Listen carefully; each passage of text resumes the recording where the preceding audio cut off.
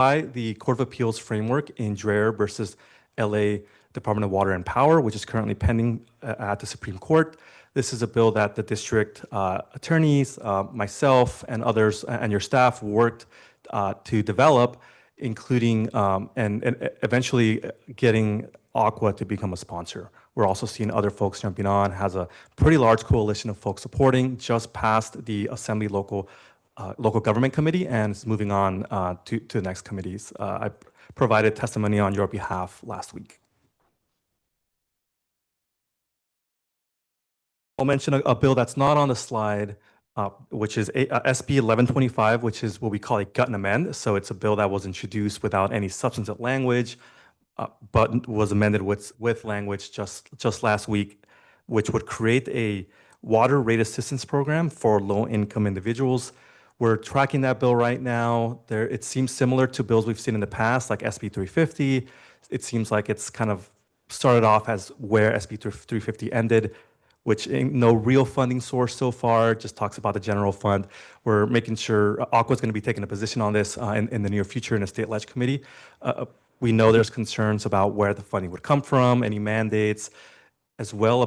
There's also concerns in the past whether these programs are opt-in or opt-out. We know that brings a lot of concerns in regards to like Prop 218, potential litigation, as well as just in general operational concerns as well. So we're keeping a track on that. There's going to be an accompanying bill that would provide funding, which we're also tracking. Hasn't been amended yet, but has been referenced by supporters. Moving on to the state budget. So the governor released his budget proposal totaling approximately $349 billion for this fiscal year. The administration is projecting a modest deficit, about $2.9 billion, which is differing significantly from the Legislative Analyst Office projection of $17.6 billion. That's a pretty big budget problem for the legislature to solve. We've been projecting deficits for the next 2 or 3 years. So the governor always seems to have a little bit more of a rosier picture in terms of projections. However, as revenues continue to come through the next few months, we'll get a clearer picture.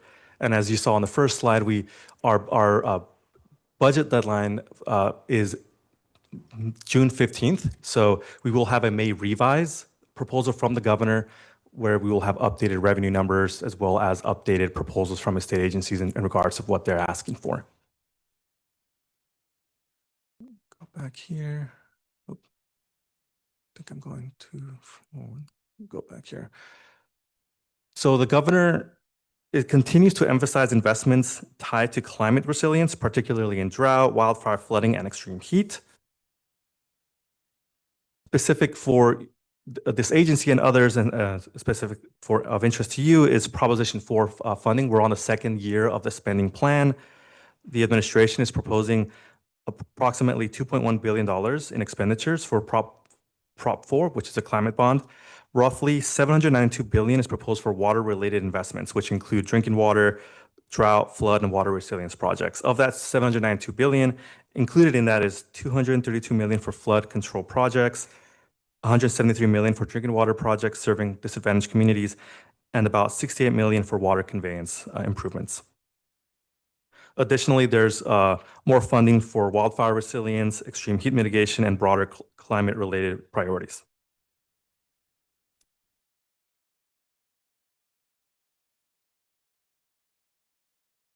The governor introduces his budget proposal. Accompanying that are a number of budget bills. We call them trailer bills. So far, we've seen a few of them that would provide. One of them is to exempt, or there's a bill as AB 35, which exempts from Prop 4 going through the Administrative Procedures Act, which is something that happens usually every few years. When there's a water bond, you exempt that bond from the APA, which allows these programs to be established quicker. So AB 35 is a retroactive bill, and there's negotiations about the projects moving forward. Moving on to wildfire prevention. Again, this is a huge topic in the legislature in response to the wildfires we've had over the last few years. One of the key proposals is SB 1153 by Senator Caballero, which would require water suppliers in high high-risk fire zones to incorporate specific wildfire response procedures in their emergency preparedness plans starting in 2028. This is a bill sponsored by Aqua. It's kind of their proactive approach. In the last couple of years, we've seen Assemblymember Bennett introduce bills that would create more mandates on local public agencies. AB 2013 is that bill again by Assemblymember Bennett. This is a bill that Aqua has taken an opposed unless amended position and has provided amendments that would essentially mirror SB 1153. One of the more important provisions of SB 1153 is that it includes a language that would clarify that the failure to maintain water service or water supply during a wildfire is not considered a substantial cause for fire damages. That's something that they're trying to do to protect themselves from liability. The concern with bills by Assemblymember Bennett is that they appear to increase liability concerns for local public agencies. There's a couple of more bills introduced in regards to wildfires, which I'm keeping track of. There's two here, SB 1417 by Senator Perez, which would require disaster-impacted water systems to conduct assessments within 6 months of a disaster.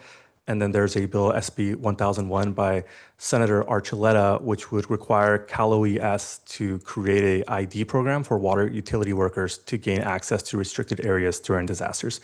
We know there's concerns on both bills from different water agencies. Aqua has a favor if amended position on SB 1001, but there's still some concern from local public agencies. So moving on to governance. So I know two bills here, which are bills left over from last year in regards to open meetings. So these bills provide additional flexibility for teleconferencing, public notice, agenda postings, and other types of governing procedures for public agencies. Last year, there was a bill by Senator Durazo which incorporated the provisions of both of these two bills. However, it also included problematic language in regards to additional mandates.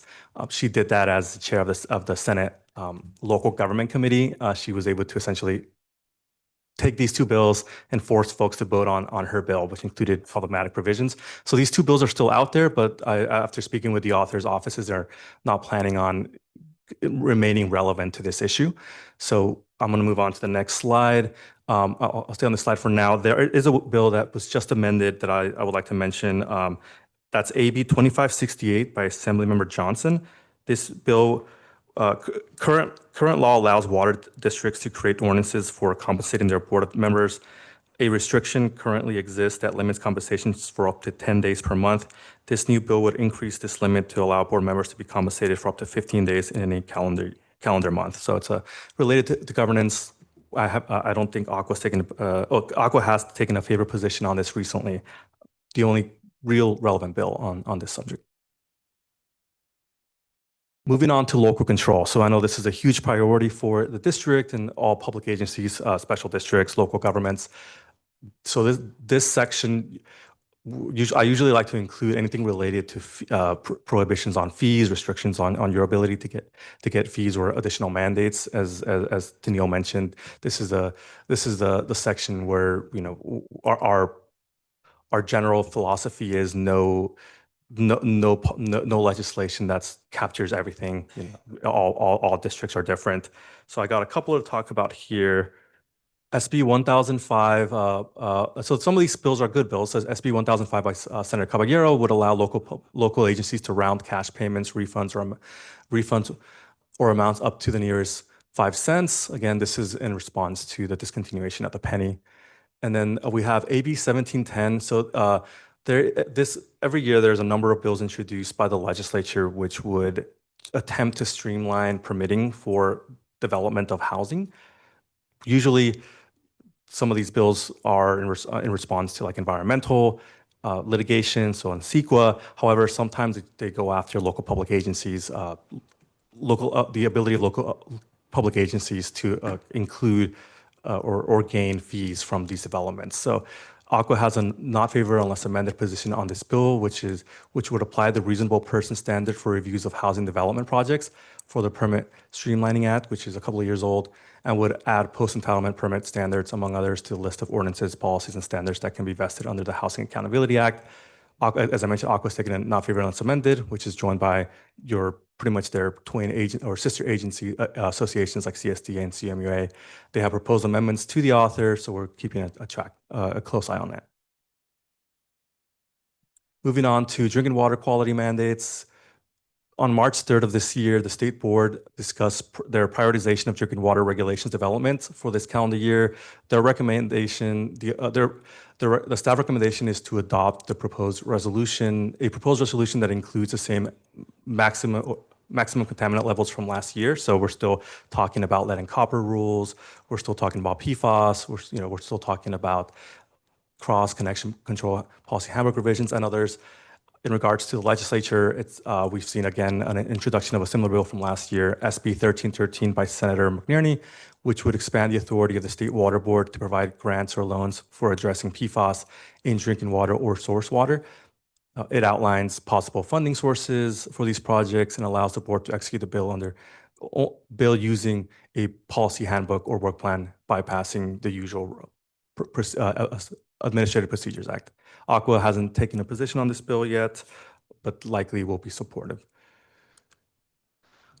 Another big priority, as you're all aware, the Advanced Clean Fleets rules are currently, or the regulation was passed. However, there's amendments being considered by the California Air Resources Board, even though they did not receive a waiver from the federal government to implement this regulation on all types of vehicles. They are continuing to implement the regulations on local and state fleets. So we are in the process of some amendments, which I include here. Aqua is in the middle of this, continuing having conversations about certain exemptions for the rule.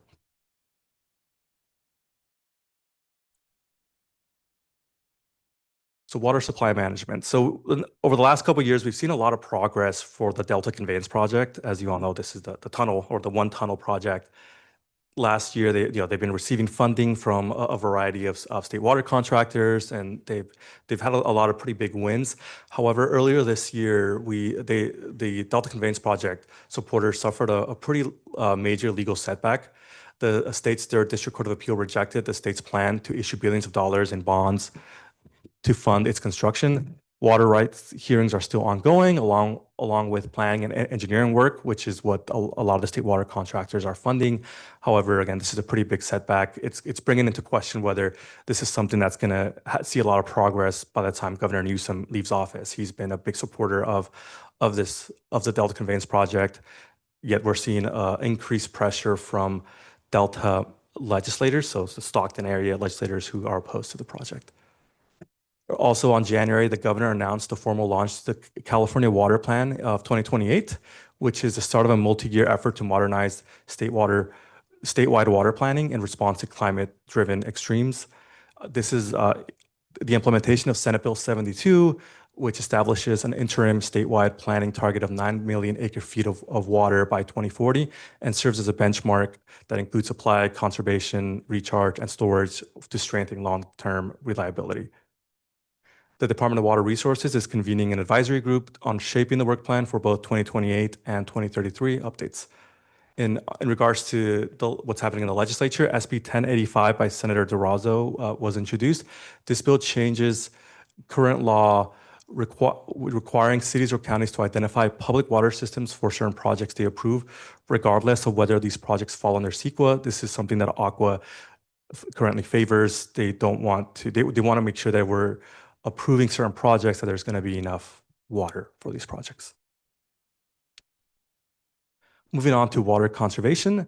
So the State Water Board approved making conservation a California way of life regulation in October 22nd of just 2 years ago. The Water Board released water use objective reporting form and guidance documents to urban water suppliers on their website. which are required to submit their reporting to the State Water Board by January 1st, 2025, and annually thereafter. There's a few bills regarding, this is a current regulation now, but there's a few bills regarding water efficiency. SB 1139 by Senator Laird. This bill adds that special districts with Water Conservation Enforcement Authority can also impose penalties and enforce a prohibition based on local ordinances or policies in regards to non-functional turf. And then we've also seen a bill by Assemblymember Bennett, which proposes that all future regulations by the State Water Board regarding water diversions can also be adopted as emergency regulations and remain effective until updated, exempting them from CEQA. This is a bill opposed by Aqua. And then last but not least, again, a big point of discussion or debate in the legislature every year is water rights. I know this is not extremely relevant to a retail public water agency. However, some of the water you do get comes from agencies that or the projects that have these water rights. So we are seeing a continuation of bills that attempt to, quote, modernize water rights. AB 2218 by Assemblymember Kalra is a bill that acknowledges historical injustices faced by the California Native American tribes. It does aim to rectify these inequalities through compensation and other means. Of concern for Aqua is that it mandates state agencies such as the Department of Water Resources and the State Water Board to integrate this policy when developing or revising water rights, regulations, permits, or grant criteria. Aqua has adopted an opposed unless amended position, and they're continuing to have conversations with the author. And that's it for now. Happy to answer any questions. Thank you. All right, thank you for your presentation. I've got a couple. On slide 3, where it talks about the affordability, you mentioned that right now that there is a discussion on the funding that would be used for rate assistance. Is this general fund or is there another? That's what's been talked about is general fund. Usually when you do a bill that would use general fund dollars, you have to negotiate this through the state budget. Correct. So we know that's the conversation happening. So it's still early stages. Okay. Usually if it's something that's going to happen in the budget, then we'll see something closer to the June 15th deadline. All right. And then on slide 15, where you talk about water supply management, I have heard about the DCP project and that there's some opposition, but I don't really know the specifics. Do you recall what the main issue is with the opposition? Yeah, so it's Native American tribes, environmental organizations. There's concerns about the environmental impact of digging that tunnel, whether there's concerns from the opposition about how that there's not going to be additional water essentially provided for project participants, that there's essentially the cost benefit analysis just doesn't match up. Okay. All right. Thank you. All right. I'm going to ask if Director Croucher, since he's joining us virtually, Director Croucher, do you have any questions for our speaker? No questions. It's just the only comment on Tennille's presentation is it talks about the baseline and how there's been very few changes in regards to what had been versus this red line version. And the reason for that is from the previous board, we had talked about we want to be able to evaluate things. And each time we changed the baseline, that changed the ability for us to compare it year against year. So at the board's request, we requested that. So staff definitely listened to us. So thank you to the staff. All right. Thank you, Director Croucher. Director Gonzalez, any questions? So on AB 2180 with Ward, I think that is something that, not only Aqua is sponsoring, that our lawyers have really put a big input and emphasis on this. Is there an opportunity, and thank you for giving a testimony, can you tell when it goes to other committees that you might need reinforcements from us to come? Can you make sure, because this is, I think they would really appreciate the effort that we would come up to Sacramento to give a testimony to those that have been here for many years, that understand what's the consequences of not having this AB bill. And so that's one of my asks, that we want to make sure to have that input ourselves as a testimony, what's going on. I would be happy to have you all come to Sacramento and join me on a lobby day. It's a lot of fun. You get to meet a lot of the coalition folks, so a lot of other agencies or lobbyists. There's, I mean, there was a good like about 20 people providing testimony. The only opposition was Howard Jarvis Taxpayers Association and the realtors. And I think there's kind of a misunderstanding about the bill for them, but Howard Jarvis has a tendency to oppose. So I think they would definitely appreciate it. Thank you. Director Roback?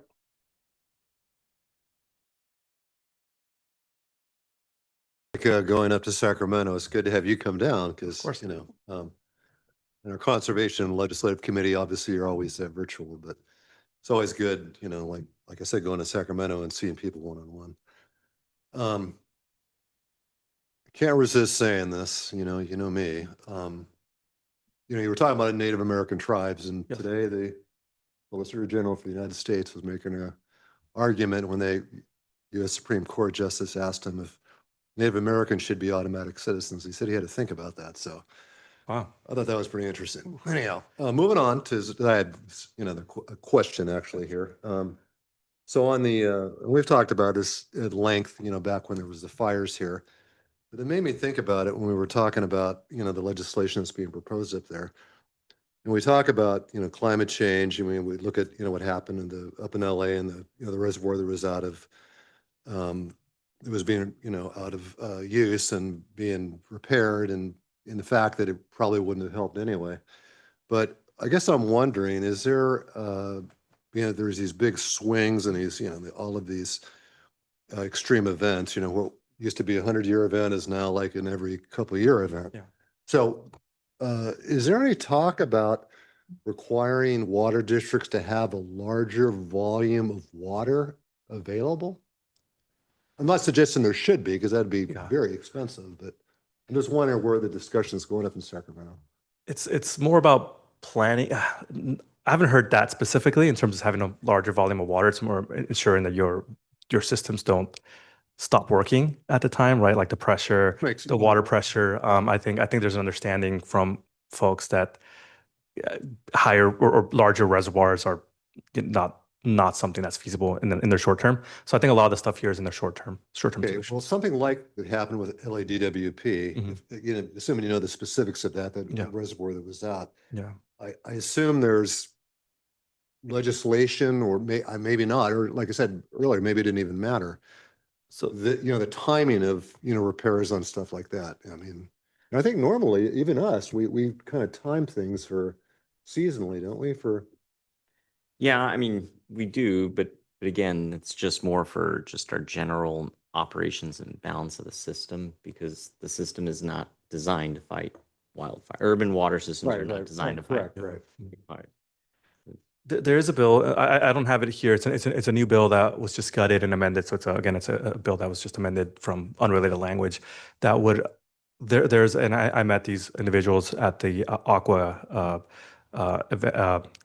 event last year, where they have a sponsored bill where they have dip tanks for helicopters, where you can fly a helicopter down. It's essentially these large tanks, and then you put them at certain locations where it's easily accessible for helicopters, and they can, with the hose, suck up the water and then use those to drop the water on to stop fires. So there's a bill sponsored by them that would provide them opportunities to access existing funds. So there's talk about that I don't know how far that's going to get. If you want to access existing funds, you're going to upset other folks using those funds. So it's a bill that, if it passes, the next couple of committees, more folks, I think, will take positions. Aqua has taken a favorite position so far, which is not a full support, but they're going to lean in to support if it continues to move forward. Right. And then getting back to AB 2180, Mhm. you had mentioned the opposition, the Howard Jarvis and the realtors, and both of those are pretty powerful interests. But, in the balance of things, I don't know, if that'll change anything. Is that? No, it's, I from my time when I was in the legislature, I spent about 12 years, or I spent about a decade working in the legislature myself. You never wanted to see that Howard Jarvis opposition letter or the realtors opposition letter. Right. But I think on these specific issues, legislators tend to sympathize more with their local public water agencies. I think your ability to call upon your your assembly members, your senators have that stronger connection than. The momentum is clearly in our favor. Yes, definitely. And it wasn't the case a few years ago when the district sponsored the bill a couple of years ago regarding the refunds, right? It was a tough bill to try to educate legislators on. Having to tell them, we're not saying folks don't deserve some sort of remedy. Just a retroactive refund is really hurting local public agencies in this case. So there was concern like this was a bill that's going to potentially struggle. We were able to get that through, even though there was two other bills one by Aqua, another by another agency addressing different aspects of Prop 218 litigation. So I think we are in a pretty high momentum for these types of bills. Even though at the end of the day, I think if we really truly want to address issues with Prop 218, we have to go through the ballot box. There are ways for the legislature to impact these types of issues. So I think there's definitely momentum at the legislature. That's all I have. Thanks. All right, thank you. So with that, the staff report is that the Board of Directors adopt the Otay Water District Legislative Program Policy Guidelines and the anticipated 2026 top 10 legislative and regulatory priorities. Is there a motion to approve? Gonzalez, And second, seconded by Director Roback. Roll call vote? President Rivera, Yes. Director Roback, Director Gonzalez, yes. and Director Croucher. Yes. Motion passes 4-0. All right, thank you, Tenille, and thank you, Baltazar, for your presentation. With that, we'll move to item 7. And item 7 is the public hearing. And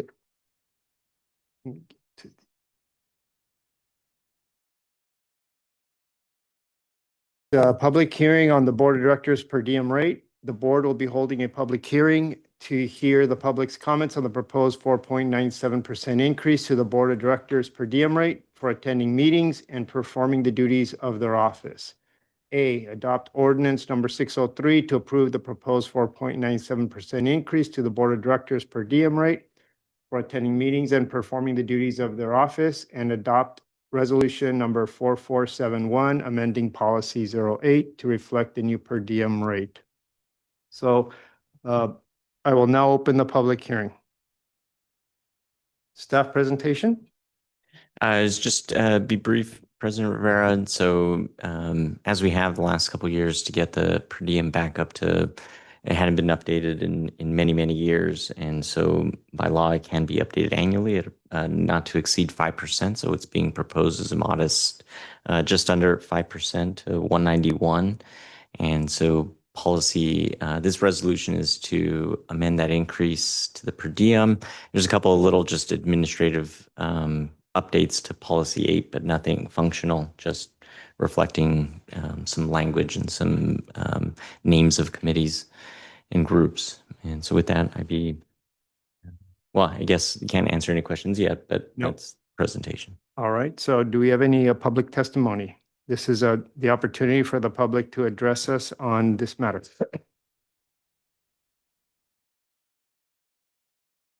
Testimony, closing public testimony. Seeing no further requests to speak, public testimony is now closed. After this point, no additional public comment unless the hearing is formally reopened. So I'm closing I will now close the public hearing. So board questions, I'll start with Director Croucher. No questions for me. All right, thank you. Director Gonzalez? Director Roback? All right, and I have no questions either. With that, now the board may take action, continue the item, or take no action. So motion made by Director Roback to approve the resolution. Is there a second? Gonzalez, Gonzalez makes a second. Okay, roll call vote, please. President Rivera, Approve? Director Roback, Director Gonzalez, yes. Director Croucher, Approve.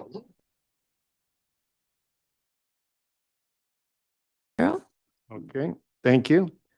Now we'll go to item 8, and this is a consent items, and we've got items to be discussed without discussion unless a request is made by any member of the board or the public to discuss a particular item.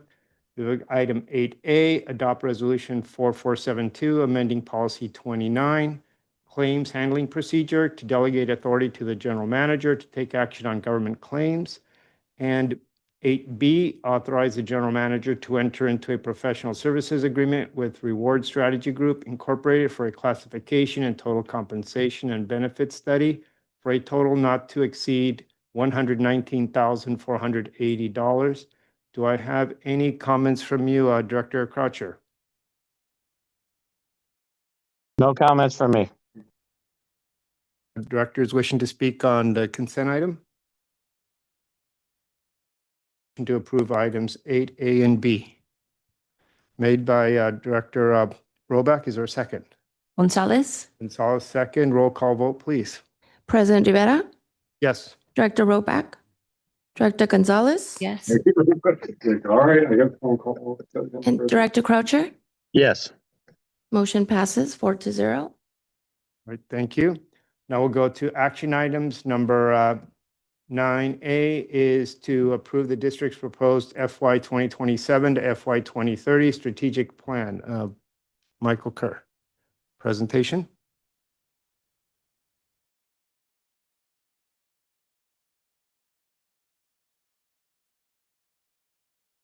Hear me? Yes.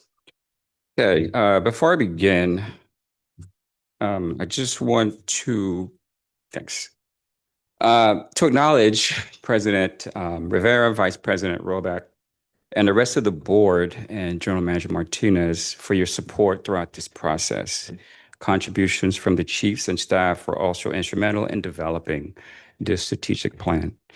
So the purpose of this presentation is to share an update on the district's strategic planning efforts and walk through the proposed fiscal year 2027 through fiscal year 2030 strategic plan for the board's review and feedback ahead of formal consideration for adoption.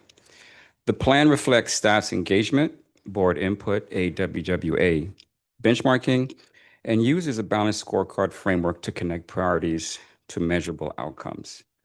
We also have representatives from the Hive Consulting Group, Raphael Silva and Rex Sanders, present to assist with any questions that the board may have, and their support throughout this process is appreciated. Next slide. Okay, okay. Yeah, so I don't like, okay. So before getting into the details of the plan, this timeline shown reflects the overall approach used to develop it.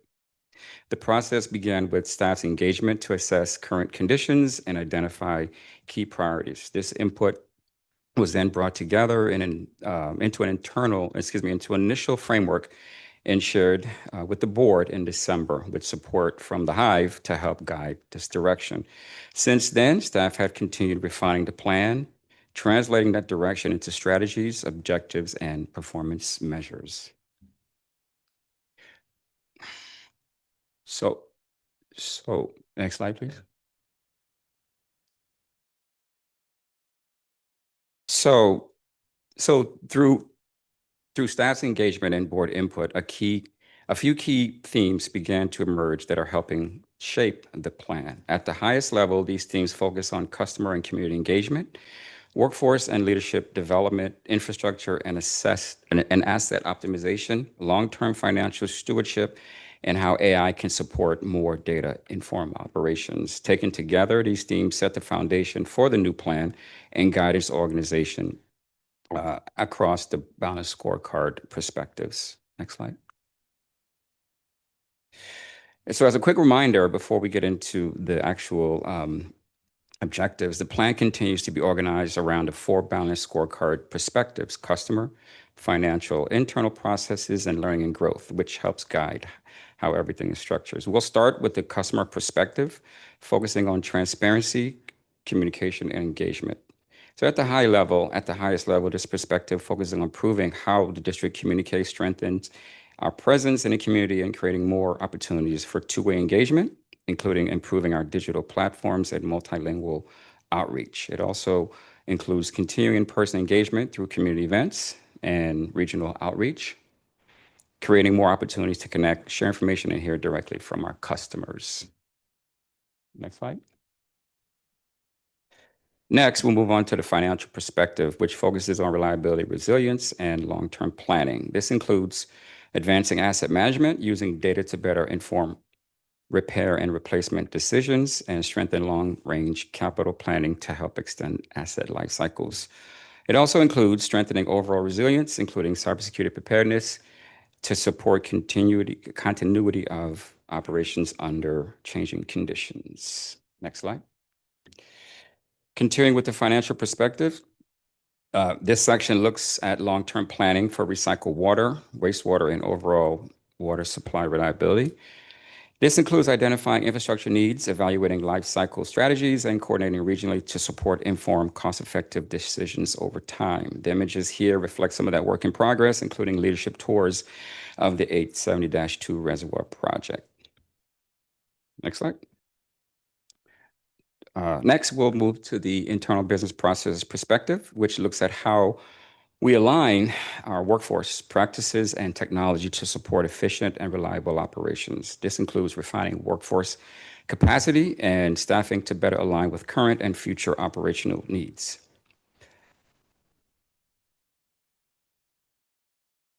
Next slide. Lastly, we'll move to the learning and growth perspective, focusing on attracting, developing, and retaining a skilled workforce. This includes, some of the objectives includes strengthening safety programs and continuing participation in recognized certifications to support a safe work environment. It also includes investing in workforce development through training, recruitment, and building a leadership pipeline to support long-term continuity with efforts ranging from hands-on training and safety readiness to partnerships and outreach to help develop future talent. Next slide. The second half of the plan focuses on performance metrics aligned with the strategies. But before we go through these, just a quick note, there are no significant changes proposed. These KPIs have been effective throughout the current plan and the new plan. The board reviews them regularly and most remain unchanged with only a few minor refinements. So I'll move through them rather quickly and highlight the updates along the way, starting with the customer perspective. So there are no proposed changes. One refinement is aligning the technical quality complaint target with the 75th percentile of comparable AWWA utilities to reflect current performance. Next slide. Moving to the financial KPIs, again, no major changes here. One future update to note is the accounts per FTE metric. Third from the bottom, will be finalized at the end of this fiscal year based on updated employee and account data.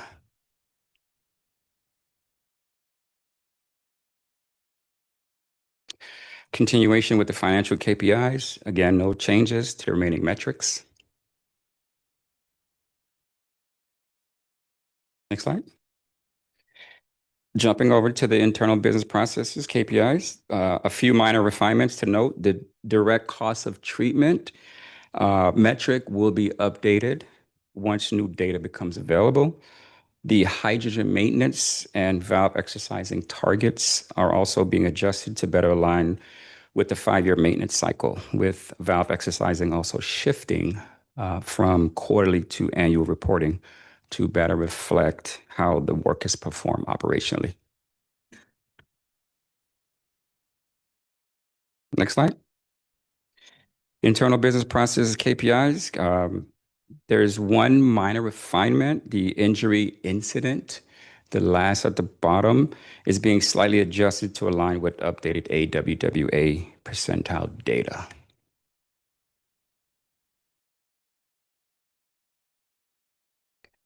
Lastly, the learning growth perspective.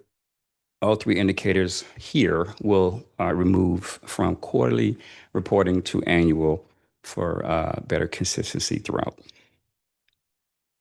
And the training hours per employee, the target is being aligned with current AWWA median to support comparability and long-term sustainability. So that concludes my presentation. And again, I'd like to thank the Hive. Thank you for coming. With that, I'll take any questions.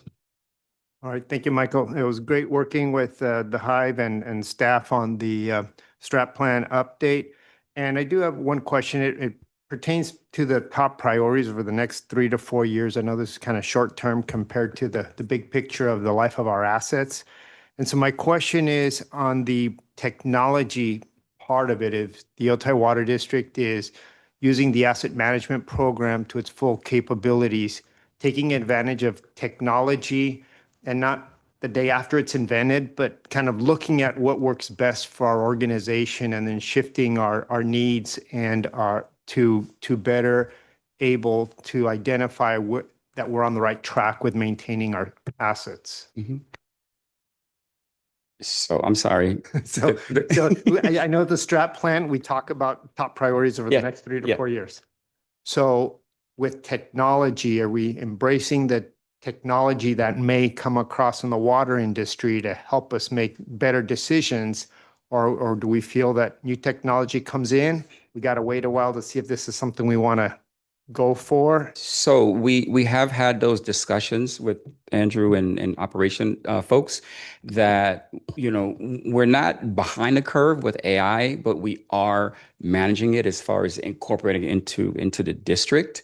So there are some trainings that will be in the pipeline moving forward to see how we can adapt to those type of technologies to help us move forward with asset management in particular. And I think Andrew may be able to talk a little bit about that. Yeah, and we're also looking at new technology as it arises, and we have a pilot in place right now that we're going to be putting sensors on so we can gather more data on some of our more critical equipment. So we're always trying to leverage that. We're not necessarily trying to be bleeding edge with things, and so we are waiting to make sure that the technologies are vetted out. But there's a lot of stuff out there now. So we are starting that process, and that'll be part of a continuous process with this new iteration of the strat plan. Okay, thank you. Yeah, because with our strat plan, that kind of keeps us focused on what we need, the metrics that we need to keep in place with the organization. All right, I'm going to ask if Director Croucher has any questions on the strat plan. No questions on the staff plan. I reviewed it with the general manager and feel very comfortable with it. Is that a fire cost? Thank you very much. Director Gonzalez.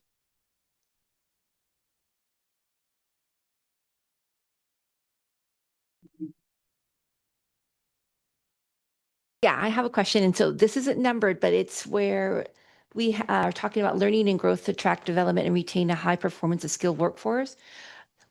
This would help me in the sense of knowing that this is what we're moving on for the future in July, but establishing a leadership development program and talent pipeline. Is that something that was already established beforehand in the strat plan, or is this something that is new, that will be created for this coming up year? It's an ongoing continuation of an item that's in our current strat plan, aimed at developing staff through either training, where we partner with the Center for Organization Effectiveness. We are working on another leadership program with another firm that would help us develop an internal process for identifying and educating leaders. And then also some other trainings as we're going through that silver tsunami, we've got new supervisors, new managers. So just training to get them up to speed on additional training, get them up to speed on other items that they may not have encountered beforehand. So just to add to that, so it's kind of an all of the above, right? It's, recognizing in the previous strat plan things that have worked, programs that have worked, but also looking at maybe some of the new programs, like Kevin said, maybe working with somebody to develop an additional new program. So it's to have, like anything, what we've looked at is it's kind of a tool belt. And so you don't want to have one tool, you want to have multiple tools and use them where they're most appropriate. Appreciate that. And I do have another question. So I'm looking at the slide where Eileen and I believe Lauren is in this picture, and it's a key performance indicators, enhanced customer and stakeholder experience, education and engagement. So this matrix, right, that I'm looking at, answer rate 97%. So I know that there's ways that are done with the technology, like by phone calling or phone banking, but I've also addressed that, you know, the ratings, our Google ratings is like less than 2 stars for the Otay Water District. So really making sure that we grow our ratings that is socially that people are able to see without this matrix that is internal, that, and if nobody can look it up, they can't see it. And that's really important that we keep that in our strat plan, that in the future, we need to improve and continue, because technical quality complaint. So we're asking for less people to complain, or quarterly, or what's that mean by 4.6 to 3.4? So that is the it's a American Water Works Association standard. Okay. So we try to comply with the 3.4. Now it's 4.6, but the new plan will be. So this is an aggregate formula rated at how many folks call in to complain about odor or what else? Turbidity. Water quality. So that rating addresses that. So based on AWW standards, this is the medium that we're targeting. Okay. So it's like 5 or 6 criteria that they're calling in for. So it's not necessarily a fixed number. It's just how it's determined based on the AWWA benchmark Okay. formula. Thank you. All your questions? Okay, Director Rollback.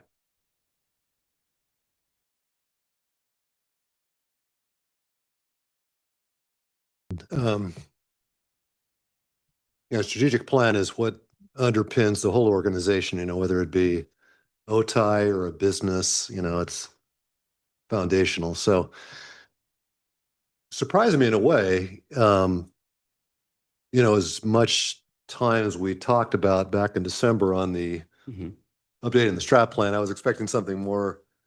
I mean, even when you go over your quarterly update, Mike, it's usually, a lot, all of the different metrics. So Sure. So what you were trying to do today was just kind of a high level kind of. Yes. So, for example, the first reporting for this plan will be obviously more data.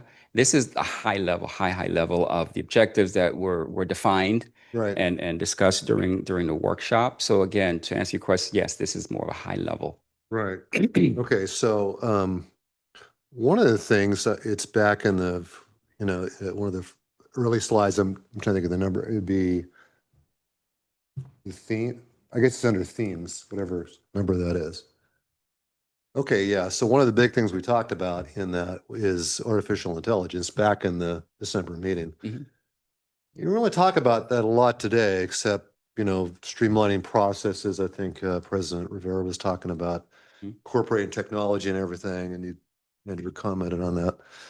And obviously just everything we're seeing, nowadays is just heavily influenced by AI. So, and obviously because it's evolving so rapidly, like drone technology, it's like, I was watching the thing on, I think it was 60 Minutes. It's like by the week, it's just crazy how fast it's evolving. So was there any reason you didn't really go into more depth on the AI component? So again, that is something that I thought we were. We do have a plethora of projects that will incorporate AI. For today, it's high level. For example, we have our utility billing system that will incorporate AI. We have a new ERP system that will incorporate AI. So for today, it's just understanding that we're going to start incorporating a lot of those technologies in our new system as well as our current system. And additionally, we're also going to have training on AI because it's out there. A lot of folks are using it, but as a public agency, we just want to make sure that we have the guards in place to ensure that nothing leaves without understanding what you're asking AI to do. Right. So, but can you go to it's the slide for its internal business process? So that's the one. There it is. So if you go to the last bold part, again, and each of those bullets are full on out objective, right? So each of those bullets will have, a plethora of things that are going to be reported. We just have to summarize them for today in that bullet. But the one that I think you're talking about there, so we have a whole objective standalone. It may be a bullet, but that's a whole objective and initiative that will be gone, which is define an AI governance framework to guide responsible adoption and evaluate applications to modernize workflows. Because it's how is it used? Is it being used? You know, it's the whole thing. That's as you know, that's a pretty big Right, right. Yeah, effort. I think, So it's a whole bullet dedicated to, or Yeah, whole no, objective dedicated. But yeah, we didn't go into that level. well, because we didn't really get into any, Right. we didn't really talk about it. I was like, okay, you know, I just mentioned here, but I think I had mentioned back at the December workshop, you know, that I had heard that 70% of, you know, larger private companies in giving performance reviews to employees, again, I know this isn't apples and apples here, but you know, 70% of the companies are asking their employees, how did you incorporate AI into your job? Right. And the idea, of course, is to be more efficient. You know, so Right. just want to make sure that we're Yeah. giving that the level of Yes, it is something that that I think it deserves. it is something that's being discussed daily. As a matter of Okay. fact, it's out there. Right. I think, as Jose mentioned, first we have to provide some sort of safeguards with governance, right? Creating a standardized AI policy, so to ensure that our employees know what can and can't be done. Essentially, being a public agency, so we have to wrap around a safeguard first, and then we can apply it then to everything else that's going on. Because these new systems, be it utility billing system, ERP that we're implementing, they have components of AI, asset management, CityWorks. So we have a slew of not only projects but software technology that we don't understand what it can and can't do. So this is why we're just starting out understanding what it is and what it can do. Right. No, in this plan moving forward. that makes sense. You know,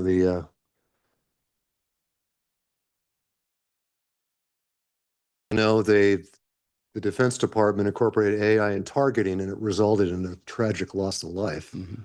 You know, I'm not gonna, I think you know what I'm talking about. So yeah, we want to, you know, do it in a judicious manner, no question about that. Sure. Communication, you know, getting back to that, because that is kind of foundational in, you know, in dealing with our customers. So I feel pretty good. We've got a good, you know, communication strategy, you know. One of the things I want to keep beating a dead horse here, but you know, let's get that, you know, He's right oh, there you are. Okay. Okay, I'm looking at your associate over here. There you are. Okay. Okay, you're behind Mike. Okay, I see you now. There you are. TikTok, you know, we want to get, you know, that demographic, right? So, you know, now that it's onshore in the United States, you know, all the data, we can do it. So again, any avenue to reach our customers, I want to make sure we're doing it. And finally, one of the things that you remember, because I've been here so long, I remember back in the day, I used to talk about, I don't want to say it gave it up, but, you know, because I talk about the private sector all the time, but I used to talk about comparing ourselves to the best management practices of the private sector in water and wastewater. And we don't do that. We do the AWA thing. And we've got a hybrid of the AWA thing. And that leads me to my final question here, which is and if you can go back to that where you're showing on the right, there's a number of slides, you know, where the AWA applies to it. Okay, keep going back further. Okay, right, stop right there. So AWA benchmark, it's been around a long time. Since I've been here, we've used the AWA model. And I think it's fair to say that the AWA model is an evolving model. They're always updating. Yes, Is that a fair statement? that is a fair statement. So why is there so many of the metrics that they're not applicable? Why? It's not like we're so out, you know, in left field, right? So it's a very good question, Director Roback. So most of the metrics that you see here are not contained in the AWWA benchmark. So these are metrics that were defined years ago by this previous board and staff. Right. So we've just, you know, provided. But they're meaningful metrics, though. Right. Yes. Right. That's why okay. Yeah. Yes. Okay, But I mean, the reality is so a couple things with some of these metrics is, so when we very first started this, you know, we actually had a lot fewer metrics. And so I would say a majority, a lot more. yeah, would be 4, but it was, well, AWWA did. I'm saying, but for us, our key performance indicators, we had some, and they started with AWWA. and I can say this because now having been here so long, is a couple things that happened is one, then we said, hey, why don't we track this? Because we have the data, right? And so we created benchmarks because we had the data, but ABWW may not, right? Because they based it on the surveys of a lot of other water agencies. So a lot of other water agencies aren't keeping this kind of data so that AWW can generate a benchmark. That's one. Two, what's also happened, I can't find it here. I think there's a, it's one of the ones we do per employee, but what happened is there were some metrics where AWWA started and said, okay, the metric of one of these things is dollars per, I forgot what it is. I have to look at the plan, but it was dollars. It was preventative maintenance. Where's that one? There's a preventative maintenance plan. It's the one, that one right there. So that used to not be NA, because what happened is it's planned recycled or planned wastewater, planned potable water maintenance ratio, 70%. When we first started doing that, it was in dollars per, asset, whatever the calculation is. AWWA went away from that and went to hours. So how many labor hours do you do? And this was a whole discussion, I don't know, 2 strat plans ago, where we said, well, to keep with the WA, we actually go away from dollars and we just go to hours. And then what the board says, like, no, we think the actual dollars are more important. We want to stick. So then it went, the AWWA changed, and they dumped the dollars, and they felt that the hours per, incident or per maintenance. So then that became an NA, but it used to have an AWWA benchmark. Yeah, I guess I'm surprised they don't have a distribution system loss. I mean, isn't that like foundational for a integrity of a water system?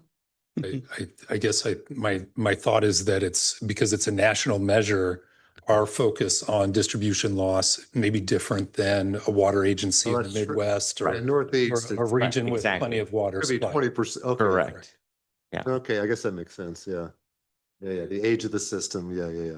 Correct. No, we do think these are all valuable, and that's where you said it. I don't know many agencies that are tracking this much, right, of data and. Oh, no, it's just awesome. I mean, that's, getting back to our customers, our allegiances are our customers, and we need to be making sure that we're good stewards, and we're, so I mean, or like if there's new key performance indicators, we're like, wait a second, we should measure that. I'm sure Yes. we do that, right? We do. I mean, We do right. that. We do that. Right. We're always fine tuning. Absolutely. Yes. And we're I always- feel very good that we do that. So, Mhm. yeah, that's all I had. Oh, and then in terms of distribution loss, it doesn't say, it says our target, but we just talked about this recently. It's, I think, about 3.5%, isn't that where? Yeah, so Yes. that's all I had. Thank you. All right, thank you. All right, so with that, Director Croucher, do you want to make the motion to approve? Motion to approve. All right, is there a second to Director Croucher's motion? Seconded by Director Roback. Roll call vote, please. President Rivera, Yes. Director Roback, Director Gonzalez, Yes. Director Croucher. Yes. Motion passes 4-0. So I just want to add, I don't know if they want to speak, you guys want to speak on the process or, yeah, sorry. Yes, sorry. Don't want to drop it, but I have. Super. Glad you voted on it already. So just quickly, I want to thank you for inviting Raphael and I here from the Hive. My name is Rex Sanders, for those that I haven't met, but it's good to see everybody again. Our job's pretty easy coming into these facilitated discussions. We come in and do our project and really leave. And the real work and putting all of this together and making it actually happen is yours and your staff's. And so it's just really great for us. We usually don't get the chance to see how our work actually is implemented and happens. And so just really appreciate the opportunity to work with you and to come back and see how it's developed since we were able to facilitate that discussion. So thank you, staff, and thank you, Michael, for all of your great work. It was a real pleasure working with the agency and all of you. Thank you. We appreciate your comments and thank you for helping us with our strat plan. I Absolutely. appreciate it. Thank you. Thank you, Michael. All right, next item is item 9B, the 2026 board meeting calendar. Jane? Thank you.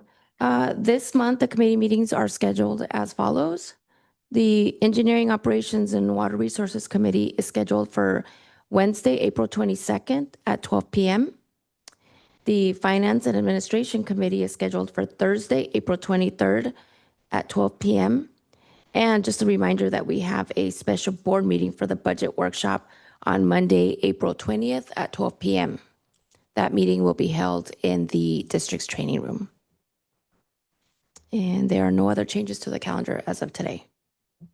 And just one reminder, no changes, but a reminder for the change that you approved a few months ago is the May regular board meeting will now occur, the week after on May 13th. 13th. Yeah. 13th, correct. All right. Thank you very much. Motion to, no? All right, thank you. Okay, so now we'll go to item 10, General Manager's Report. All right, thank you, President Rivera. Just two items, one in the packet and then one not in the packet because it was just in the news today. Is first bullet is the 70-year anniversary commemoration. So this year, we are marking our 70th year as a district. And so the theme is 70 years of service to our community. You see on the Jim's report, there's two graphics, both the vertical and horizontal, kind of incorporating some of the different water and colors associated with the 70th anniversary. Staff continues finalizing a webpage. We're actually in the process of changing out the district sign you see at the entrance to kind of mark and also have maybe a 70th anniversary logo there at the entrance to the district. Change the whole sign or just added? No, just the whole sign temporarily. We'll be able to switch it out, but maybe for this year, not there yet. But that's why we're yep. No. We're going to be working on that. So changing the entrance sign, business cards, incorporating this logo into other outreach material. We've already been, at community events and some of the business meetings you've been a part of. We've been announcing it. We also, throughout the year, will continue to promote this through the newsletter. We'll have short videos and reels. Again, I think what Director Robeck talked about tends to be the short reels and videos, the content that grab people's attentions. We'll be generating some of that into various social media platforms and events, including, exploring maybe some in-person on-site events to be able to reach our customers and promote the 70th. Second item, I'd like to it's not in the board packet, but as you saw in the news, and I think it's pretty significant, is, April 1st, and I wish, it wasn't true because it is April Fool's, but unfortunately, we have the very sobering news that, this is the second lowest April measurement in the snowpack survey. It was less than 20%. The snowpack is essentially roughly about 30% of the state's water reservoirs, right? So even though the actual hard water reservoirs are in good shape and they're kind of high from capturing previous year's rain, it is pretty sobering news, especially when you take that in the context of, we had an extremely record-breaking hot March, haven't gotten a lot of precipitation since then. The little precipitation we did have actually was counterproductive and then washed away some of that snow that was being stored. So this is all in the context of this Colorado River negotiations, what's going on. Colorado's experiencing also a huge loss in snowpack. So, that all just made news this morning if you hadn't seen it. And so more to come. But that is a pretty significant thing that we're going to be tracking and looking at with the months to come. So with that, those are the things I wanted to highlight. Thank you very much. Okay, with that, we'll move on to the San Diego County Water Authority update. I'll give that one. For February, I was at the Lake Hodges Litigation Committee meeting, closed session, and then we had our meeting on February 26th. On March 19th, we approved an agreement for a water transfer with the Western Municipal Water District of Water Authority of Western Riverside County. That'll bring in about $100 million over the next 30 years to the region. And so that'll help us stabilize rates. And we're going to be looking forward to getting additional agreements or water transfer agreements with other Southern California agencies soon. Then on March 20th and 21st, I attended the Colorado River Aqueduct Tour to understand exactly how the water comes from the Colorado River all the way to our taps. And so it's very educational, a lot of good information, and the fact that the system has been in place since the 1930s is phenomenal, and that it continues to do the job that it was intended to do. And I did get to see how the water level has dropped at Lake Mead, about 120 feet below normal. So it's very critical, as General Manager Martinez has mentioned, the issues we face with the Colorado River providing water to our region. And then on the 25th of March, I attended the tour of the Carlsbad desalination plant. Very modern facility and a very good tour to understand exactly the process it goes through, the environmental challenges that they had to overcome, and the fact that it is producing desal water for the region, North County. So with that, is there anything else you'd like to add, Director Roback, since you also attend the San Diego County Water Authority meetings? So, yeah, I think Frank went over everything President Rivera in quite a bit of detail there. And we do have the summary of the formal board actions. You know, one of the interesting things is kind of a comment. Again, if you have the list in front of you, number 4, it was the interesting little thing came before the authority on had to do with the former redevelopment agencies and how that affected Liberty Station property the city of San Diego owns. The reason I bring it up is in today's paper, front page article, and it came before, believe it or not, I can't explain exactly how this all works, but there's a certain amount of money, very relatively small amount that the Water Authority got back as a result of Liberty Station. There's some property tax, increment, I guess. And what was in today's paper, and of course, I shouldn't say of course, but it just sailed through, even though there were people there on the property management company with Liberty Station, opposing it. But anyhow, they got in today's paper, it said that they got the San Diego Unified School District to put it on indefinite hold. Oh. Which I thought was very interesting. Again, I only bring it up because it was a topical thing in today's news. The other thing too, I thought was interesting, President Rivera had mentioned we had taken a tour of the Carlsbad desalination plant. Last time I'd been there was about 10 years ago when it first opened. So it was kind of good to see, what they've done. And the biggest thing they've done is back when they first opened it, there was the power plant was there. If you guys have been through Carlsbad, there used to be the big smokestack and the power station right next to it, which has since been torn down. So they had to build a whole new inlet structure, which was hundreds of millions of dollars. It was quite expensive, and we bore quite a bit of the cost. When I say we, the ratepayers bore quite a bit of the cost of that. So that was interesting seeing that. One of the interesting things that I'd found out when we were looking at that, which is the very first part of the tour, they were talking about, well, we can no longer walk over there because we know that's no longer part of the leased property. And I probably knew this back in the day, but I'd kind of forgotten about it. So the property is leased from the power station. We don't, Poseidon doesn't own it, and Channelside, who now owns it, doesn't own the property. The reason I bring that up is, we had some discussions about it later. The Water Authority now, and for the rest of the term, which is about 20 years remaining, could purchase the plant.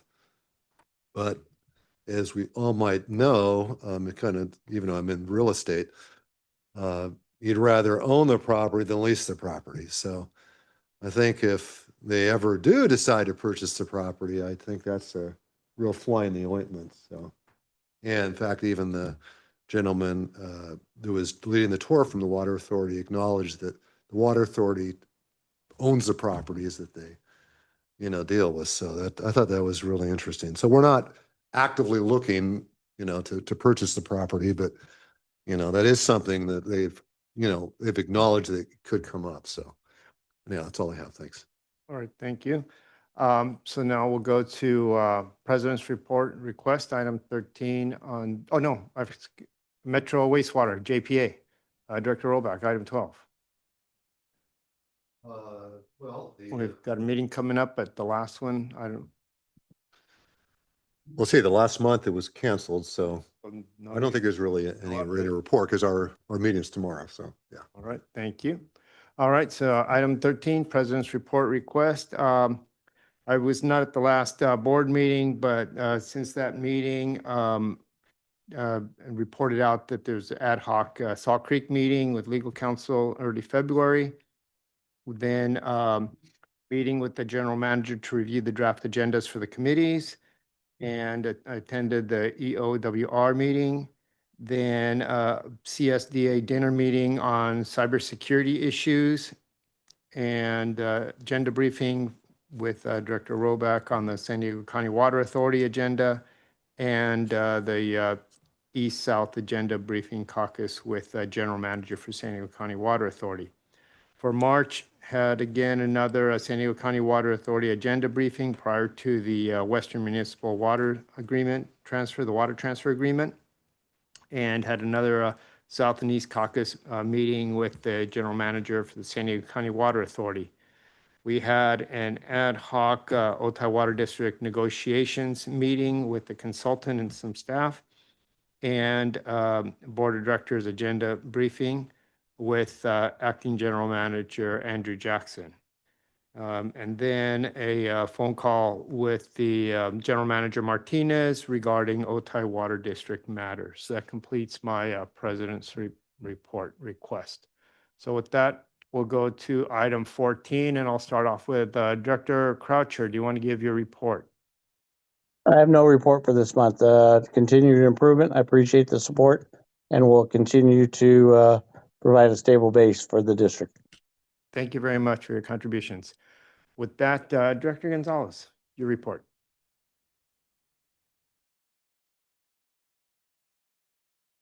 And stop smiling because I'm really excited to present my report today. I have actually a little PowerPoint that I wanted to share, and can I stay here? I'm going to stay here. I'm just going to stay here. And everybody, I was able to attend a water reuse symposium, and we're just going to wait for that slide to come up. My PowerPoint, so I could be able to see it also. While that is loading, I also attended the Tomato Mania. That is an excellent event that the Water Conservation Garden holds. It is something that I would say, they had about 1,000 tomatoes of different variety, and it was just really wonderful to see children and adults and all different dynamics come to the garden.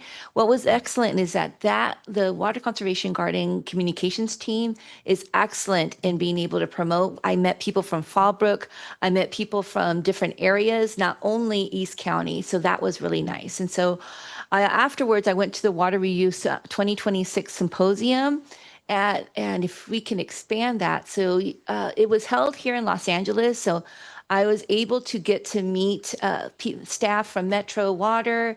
I was able to meet I call them our cousins, our other water agencies that are very close to us that are doing an effective measure. And so waiting to open this slide, and then we could do the next slide. Oh, my Lord. My big takeaway was that the keynote presenter was Philippe Cousteau, and he is a person that is related to the grandson of Jacques Cousteau. And he is still continuing about environmentalism and being able to, I can't even read it from here. I apologize. I'm going to, I need to get my glasses done kind of thing. He continues to be able to talk about the public understanding of being able to educate the youth, the community about what being water wise, about being able to save our environment, and that's really really important. Let me open my link right here so I could see it when I'm telling you guys about. All right, next slide. I went to the Albert Robles Education Center, and this was a wonderful center that is staffed by volunteers, by interns, and they have a full circle water treatment center that showed us how they have the LEDD platinum water, how they reuse the water. So one of my takeaways on their water reuse symposium was that they are now calling it pure water, and that it is a global aspect of being able to incorporate community, teaching them what water reuse is about, and having like literally all these other organizations participate. So when they have, next slide, they have a powerful model where they have 1,200 students enter their art contest, and they explain how they are collaborating and working together in the engagement of the schools from elementary to middle school. And that was something that was my big takeaway from, the session, the slides that they were remarking on how they literally are doing this all by grant funding, that there's nothing extra or charged with, but they realize when they educate youth about what's happening with the water, how they get it, how it arrives to the tap, there is a bigger understanding and of what we are doing in our life factor, right? And the next day they were going to actually have students come and show their resumes and understand what water is about. And they were going to have about 200 students coming in from different districts to the center and talk to people about like, how do I major in this and how do I do this? So afterwards, I was able to also sit next to the Pepsi CFO, and I realized that there was key stakeholders at the symposium. There was Microsoft there. There was literally national and international companies that are needing water. Microsoft was there because they need to understand that they know that these centers that they are bringing the information, how are they going to keep these big, oh my God, I forgot the name, these big centers cool enough. And so they need to reuse water in that sense, the information centers, the big computer centers. That was one thing. Pepsi in Colorado is going to be reusing water also for being able to imagine coming up drinking pure water in Pepsi products. So our soda is going to be considered that. So those kinds of components are happening internationally. But my takeaway, next slide, is why this matters for OTI. OTI already supports an annual student poster contest, a hydro station, a splash science labs, school assemblies, and education partnerships that help students learn about the water cycle and water quality. And OTI is connected with the Water Conservation Garden. We offer public classes through them. And at the same time, OTI's long-term planning emphasizes conservation. So everything I learned at this water reuse symposium really showed that we are on the right track on being able to help and expand what our strat plan is about and how we can be able to do it. And next slide. What can we bring home? We can create a clear education pathway from elementary learning to adult public education and workforce awareness. Being able to continuously see what Metro is doing, what those agencies in Los Angeles are collaborating, is so important that we be able to do that in expanding ourselves. That we don't need to reinvent the wheel, but we do need to start that collaboration. Telling our water story more simply and more visually, especially around important water, conservation, recycled water, and regional resilience. That, for me, is what we're talking about, what Michael introduced today. My takeaway is when I wrote this, when I typed this, was really important that we elevate our students' creativity through the poster art, calendar style programs, and we keep our water education visible all year long. And then the vision in action is next slide, please. Water education is how we build trust before crisis, stewardship before scarcity, and leadership before the next generation is asked to carry more than it should.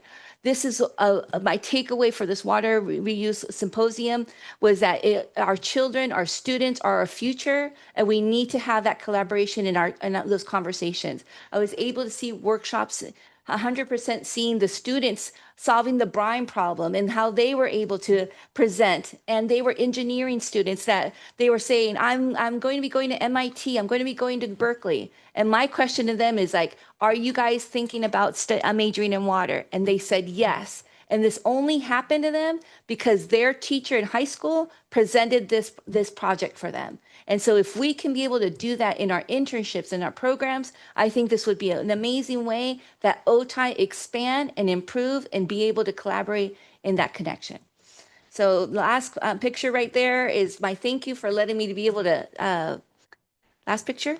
Again, Philippe Cousteau is somebody I really, his grandfather was somebody I grew up looking at and seeing. And I think it's so important that as his father fell to the generation of taking care of our environment, and now he is doing it, I believe that all of us as stewards and public servants be able to do that too. Thank you guys. And I apologize for my nervousness. Thank you for letting me watch my presentation. Thank you, Director Gonzalez. With that, Director Rollback, your report. Well, how do I follow that up? That was You're the closing very act. comprehensive. Wow. Anyhow, just kind of some highlights. First of all, happy first day of Passover. Anyone that's listening. Artemis 1, I saw it took off successfully. So right by the time we got here, that took off for the moon. So that's, I want to give everybody a timely update on that. So those of us that were alive remember last time we were on the moon, right? I mean, which I think most of us, right? You know, communication and with our customers and other stakeholders, you know, and President Rivera had mentioned the agreement with Western Water. You know, is we really need to offload some of it. We have too much water, you know, even though there's, one of the worst snowpacks ever, as General Manager Martinez mentioned, we still, have to do what we need to do. Anyhow, at that meeting, or the ceremony, if you will, at the Water Authority, the General Manager for Metropolitan Water, sought me out and said, "Hey, Mark, we got to get a picture," 'cause he knows you kind of have to have a picture with me to be legit. So that's a, communication thing. So I'm going to transition to something a little more serious here. So, I don't want to be on just, negative things here. So, but, the world we live in. So last Friday, right? Yeah. So Helix, we've talked about this before. Helix Water District had I think a lot of us got an invite to it. They've been working on this for like the last 5 years, a new battery charging systems project, $11 million worth at their operations center in El Cajon. And I was really surprised, of the breadth of it. They have like 84 charging stations. Well, we have electric car. Level 3, that's the highest, right? Yeah. So you can imagine, then this is commercial grade, where you could charge like in no time flat. And the ground is shipping underneath our feet, for the last year or so on that. And so, so they have a fleet of, not a fleet, but I'm trying to think of the number 8 or something, Ford Lightnings, and they had a Volvo. They had a demonstration afterwards of commercial vehicles that could be electrically charged. A backhoe, a Volvo. They had a number of things which kind of surprised me. That could be actually. I don't know the duration like out in the field. It's you think it'd still be rather limited, but they're still producing them nonetheless. So, but again, what was good 5 years ago and what's good now, which we kind of touched a little bit on the strategic plan, is not necessarily the same. But they've made the investment, and the other thing too that I guess they used to justify, and I didn't want to be negative in talking about it, is sharing it with other agencies in the area. So I was having a hard time picturing us taking equipment, even though Elko's not that far away, to charge it. It just. That doesn't make any sense, but again, it is what it is. So I just thought I'd, mention that. So on the serious part, water is fundamental to living, right? And so It's been the news the last week or so about you know who talking about if they don't do you know what, they're going to blow up the desalination plants, you know. I'm sorry, that's yesterday I posted a serious article on LinkedIn. And as you know, I'm pretty, you know, serious about LinkedIn. I don't just talk about serious things. I talk about have some fun, but I talk about serious things too. And I got no responses on that serious article from Axios yesterday because we all want to talk about happy things, you know. So that is so sad. On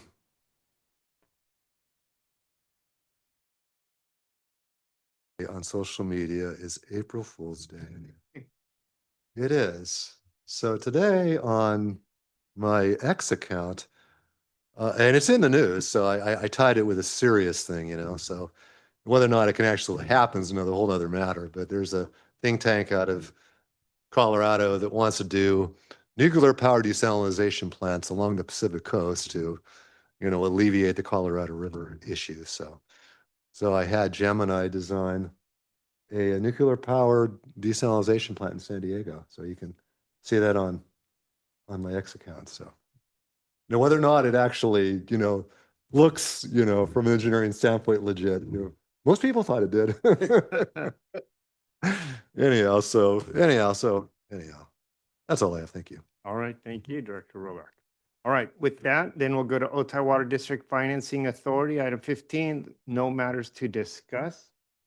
All right, and so with that, then we're adjourned at 5:06 p.m. Thank you, everybody.